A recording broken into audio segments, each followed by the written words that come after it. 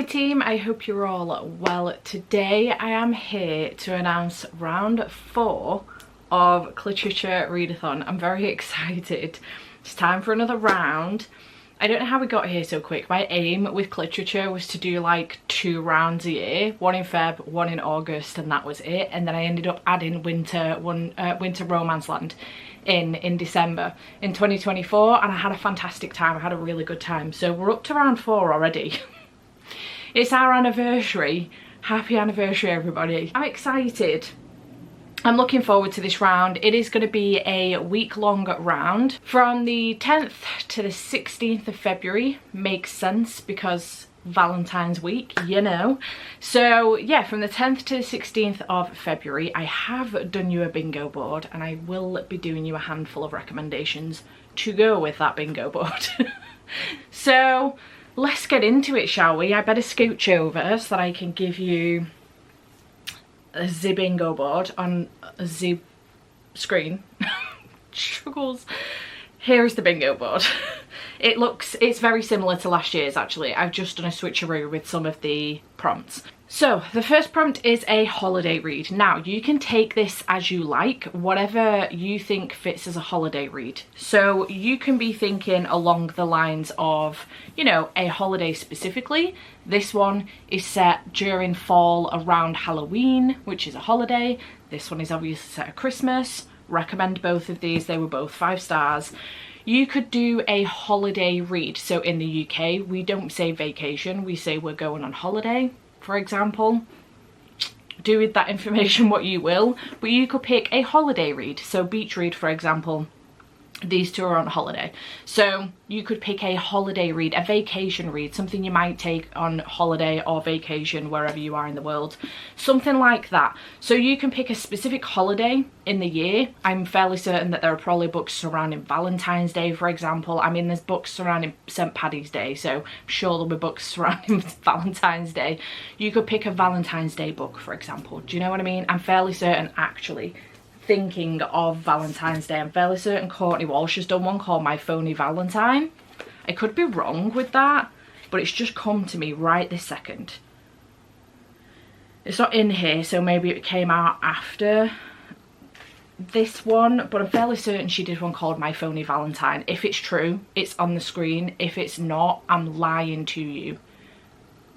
Right to your face, my apologies. But yeah, a holiday read, whatever that looks like for you, a holiday read. Next up, we do have a POC author, so a person of colour who is an author. So some recommendations for you. Talia Hibbert, obviously she's done a whole range of books, so there is a lot to go from. I'm just holding up Get a Life Chloe Brown because it was the nearest one I was closest to while I was pulling books off the shelf.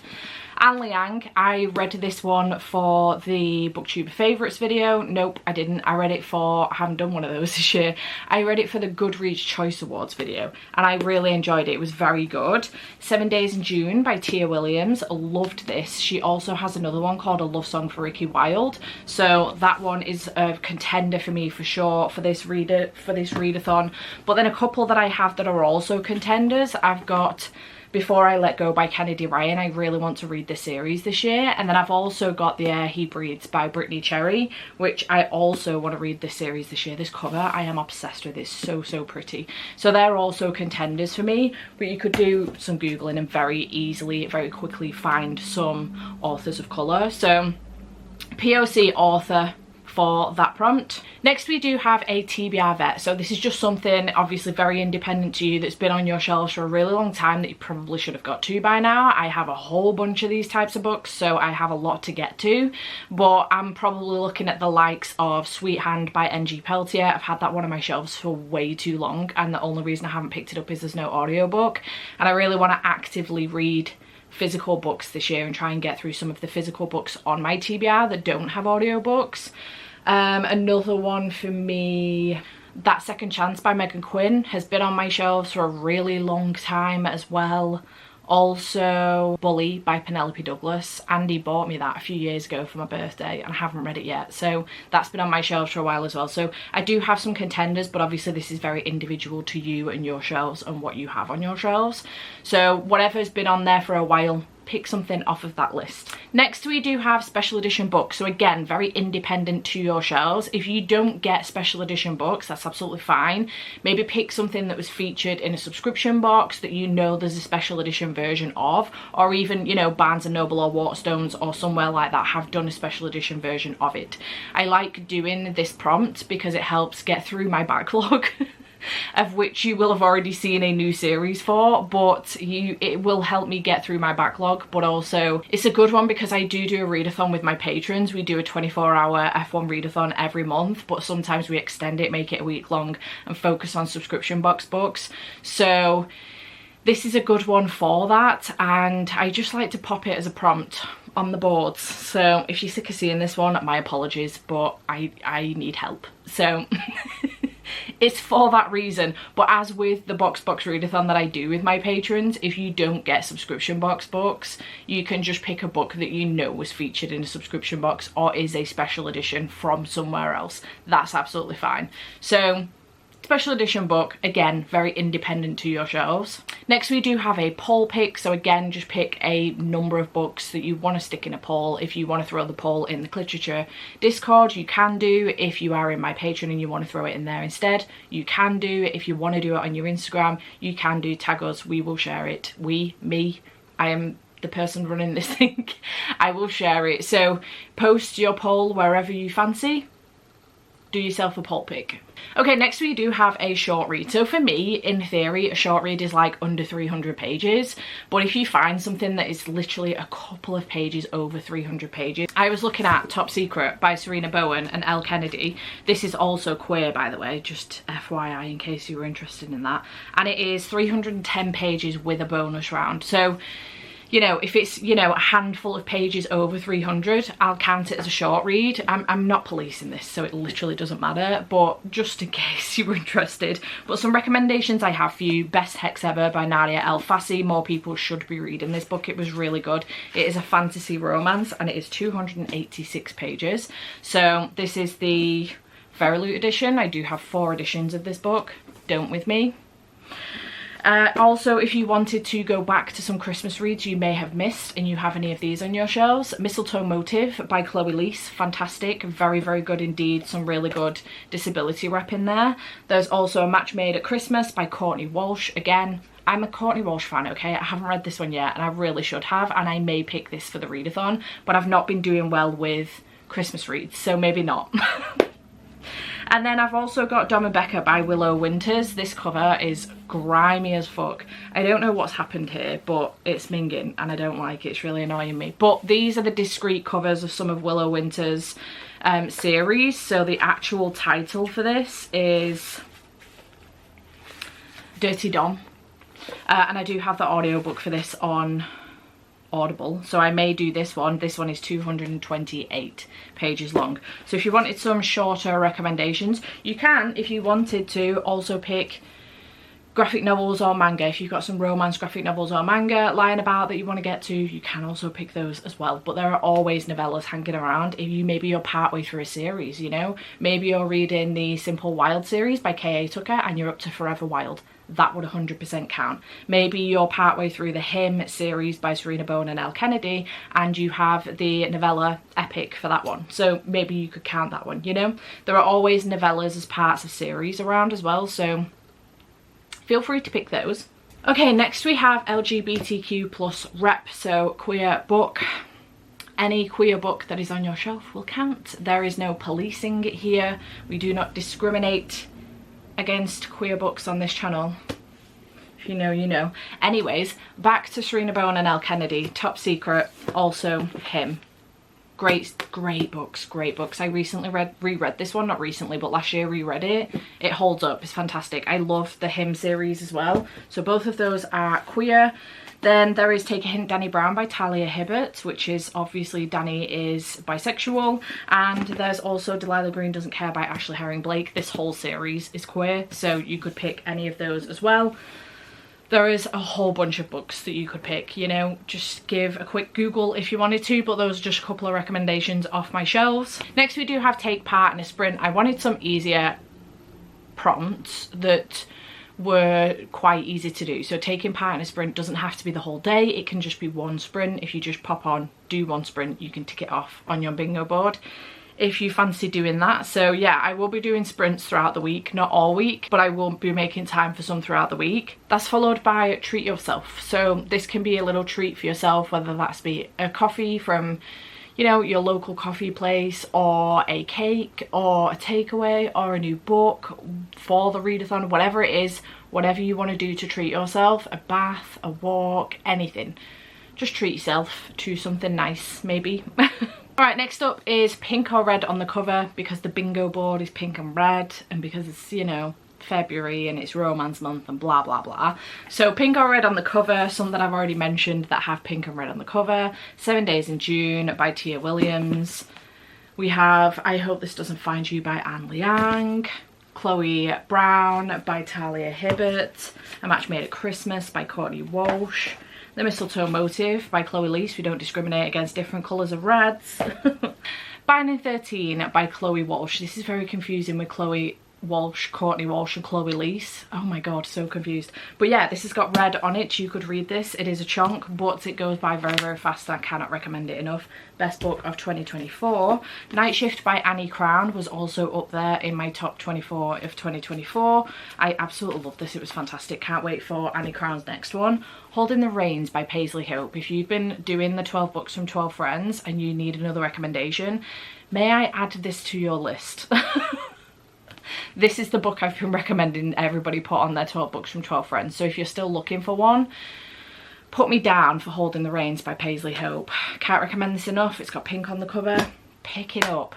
Alright, next we've got a spinner wheel. So you can do this in any capacity you want. You could put one of the prompts in there and do it that way. Use the spinner wheel all week to pick your prompts as you're going through them. Or put books in there and use the spinner wheel for that. You could put a whole bunch of books in there to start the week off. Use the spinner wheel to pick 4 books and then use those 4 books for the poll pick. You can combine them. I don't know, that's just come to me, the genius idea. But do this in whatever capacity works for you, that's absolutely fine. Just a little bit of fun to add to the mix. Next we do have a new release, so any new release that's come out, I would say in the last 6 months, a book in the last 6 months is a new release to me.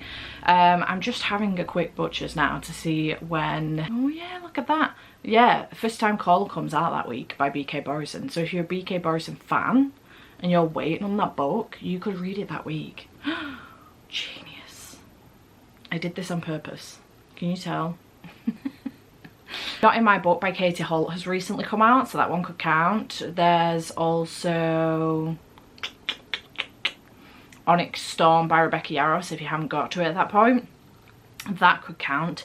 Out the Woods by Hannah Bonham Young, that will also have come out. So there's a whole bunch. In fact, when does that one come out? Ooh, Deep End by Ellie Hazelwood will have come out as well.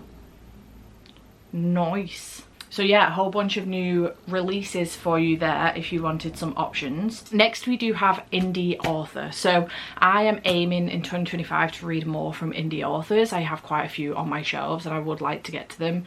So some recommendations for me, again with Paisley Hope. This one is indie, Wolf is indie.